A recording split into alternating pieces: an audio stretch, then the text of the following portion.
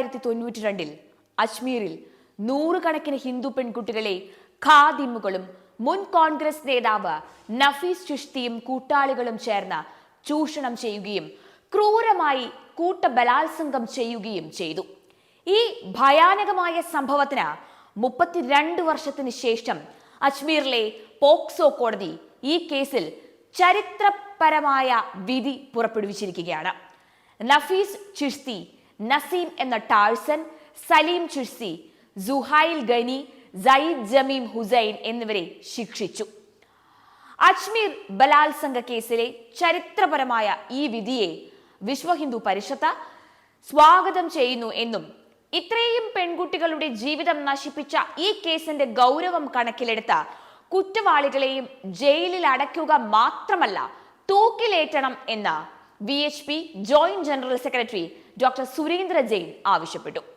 100-ലധികം ഇരകളായ പെൺകുട്ടികൾക്ക് നീതി ലഭിക്കുന്നതിന് നീണ്ട 32 വർഷം നിരവധി പ്രതിബന്ധങ്ങൾ നേരിട്ടുകൊണ്ട് കാത്തിരിക്കേണ്ടി വന്നത് വളരെ ദൗർഭാഗ്യകരം തന്നെയാണ്.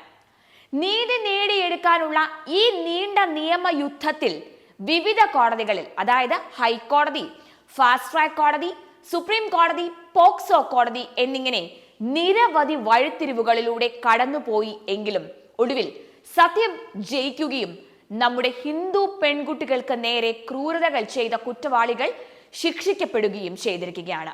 പക്ഷേ അത് ഇപ്പോഴും അപൂർണമാണ് എന്ന് പറയേണ്ടി വരും. വധശിക്ഷയിൽ കുറഞ്ഞ ഒരു ശിക്ഷയും പ്രതികൾ അർഹിക്കുന്നില്ല. അതോടൊപ്പം അജ്മീർ ദർഗാ ഷെരീഫിന്റെ ഇരുണ്ട ചരിത്രവും ജനങ്ങൾക്ക് മുന്നിൽ തുറന്നു കാട്ടേണ്ട സമയം അതിക്രമിച്ചിരിക്കുന്നു എന്നാണ് ഡോക്ടർ സുരേന്ദ്ര ജെയിൻ പറഞ്ഞത്. തന്റെ യജമാനനായ മൊയ്നുദ്ദീൻ ചിഷ്തിയുടെ കീഴിൽ ശരീഅത്ത് നിയമങ്ങൾ പിന്തുടർന്ന് അയാളുടെ ഖാദിം അഥവാ സേവകൻ ആയി സൽമാൻ ചിഷ്തി ഈ ദർഗയിലാണ് സേവനം അനുഷ്ഠിച്ചിരുന്നത്.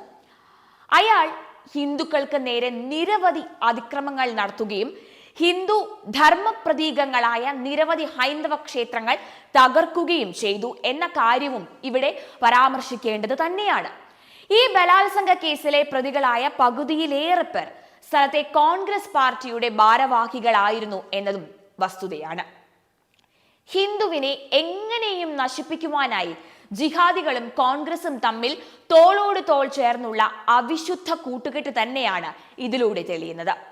ഹിന്ദുക്കൾക്ക് നേരെയുള്ള ക്രൂരമായ കൊലപാതകങ്ങളുടെയും അതിക്രമങ്ങളുടെയും പ്രതീകമാണ് അജ്മീർ ദർഗാ ഷെരീഫ് എന്ന് ഡോക്ടർ ജെയിൻ പറഞ്ഞു. അജ്മീർ ദർഗാ ഷെരീഫ് സന്ദർശനത്തിന് നൽകുന്ന പണം ഹിന്ദുക്കൾക്കെതിരെ അനധികൃത ആവശ്യങ്ങൾക്ക് ഈ ഖാദിമുകൾ ഉപയോഗിക്കുന്നുണ്ട്. അജ്മീർ ബലാത്സംഗ കേസ് അതിന് വ്യക്തമായ ഉദാഹരണം തന്നെയാണ്. അതിനാൽ ദർഗാ ഷെരീഫ് സന്ദർശിക്കരുത് എന്നും വിശ്വ ഹിന്ദു പരിഷത്ത് കാലാകാലങ്ങളായി ഹിന്ദുക്കളോട് ആവശ്യപ്പെടുന്നുണ്ട് എന്നും അദ്ദേഹം പറഞ്ഞു. ഹിന്ദുക്കളെ സാമ്പത്തിക ബഹിഷ്കരണം എന്ന് അവിടെ നിന്നുള്ള ഒരു ചിഷ്തി ആഹ്വാനം ചെയ്തിരുന്നു എന്നതും ഇവിടെ എടുത്തു പറയേണ്ടത് തന്നെയാണ്.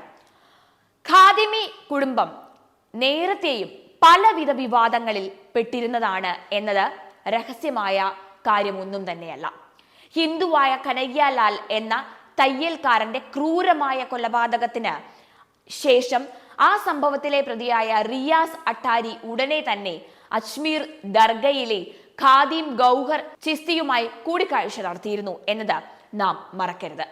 അജ്മീർ ദർഗ ഭരണം നടത്തുന്ന അഞ്ചുമാൻ കമ്മിറ്റിയിലെ സർവാർ ചിഷ്തി പ്രകോപനപരമായ പ്രസ്താവനകൾ നടത്തി ആ ആക്രമത്തെ പ്രോത്സാഹിപ്പിക്കുകയും രാജ്യം മുഴുവൻ ഇളക്കിമറിക്കുകയും എന്ന് ഭീഷണിപ്പെടുത്തുകയും ചെയ്തത് വളരെ ഗൗരവമായി കാണേണ്ടത് തന്നെയാണ്. ആ റിപ്പോർട്ടുകൾ പ്രകാരം സർവാർ ചിഷ്തി നിരോധിത സംഘടനയായ പോപ്പുലർ ഫ്രണ്ടിന്റെ പ്രവർത്തകനാണ് എന്ന് സ്വയം പറഞ്ഞിട്ടുമുണ്ട്. അതുകൂടാതെ അജ്മീർ ദർഗയിൽ നിന്ന് ഹിന്ദുക്കളെ സാമ്പത്തികമായി ബഹിഷ്കരിക്കാനും അയാൾ ആഹ്വാനം ചെയ്തിട്ടുണ്ട്. ഹിന്ദുക്കൾക്കെതിരെ വിദ്വേഷം വച്ചു പുലർത്തുന്ന സർവാർ ചിഷ്തിയുടെ മക്കളായ സയ്യിദ് അലി ചിഷ്തിയും ആദിൽ ചിഷ്തിയും ഹിന്ദു ദേവതകളെ അപമാനിക്കുകയും ഗൗഹർ ചിഷ്തി സർത്തൻ ജുദ, അതായത് ശിരച്ഛേദം എന്ന ഇസ്ലാമിക യുദ്ധ മുറ ഉയർത്തി അത് ഹിന്ദുക്കളെ ഭീഷണിപ്പെടുത്തുകയും അതിലൂടെ ചെയ്തു. അജ്മീർ ഷെരീഫ് ദർഗയിലെ ഖാദിമുകളുടെ സംഘടനയായ അഞ്ജുമാൻ സയ്യിദ് സദ്ഗാൻ സെക്രട്ടറി ചുഷ്തി നമ്മുടെ പെൺകുട്ടികൾക്കെതിരെ അപകീർത്തികരമായ ഭാഷ ഉപയോഗിച്ചതും നാം മറക്കരുത്.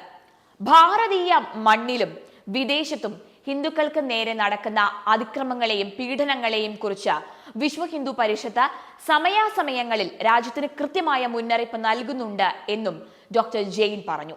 നമ്മുടെ ഹൈന്ദവ പെൺകുട്ടികൾക്കെതിരായ ഈ ഹീനമായ കുറ്റകൃത്യത്തിന് ശിക്ഷിക്കപ്പെട്ട 6 നിയമലംഘകരുടെ ശിക്ഷ പ്രതീക്ഷയുടെ ഒരു കിരണം തന്നെയാണ്.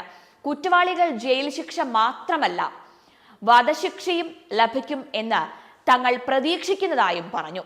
പോക്സോ കോടതിയുടെ ഈ വിധിയെ വിശ്വ ഹിന്ദു പരിഷത്ത് സ്വാഗതം ചെയ്യുകയും ഇരയുടെ കുടുംബങ്ങൾക്കൊപ്പം ഉറച്ചു നിൽക്കുകയും ചെയ്യുന്നു എന്നും അദ്ദേഹം പറഞ്ഞു.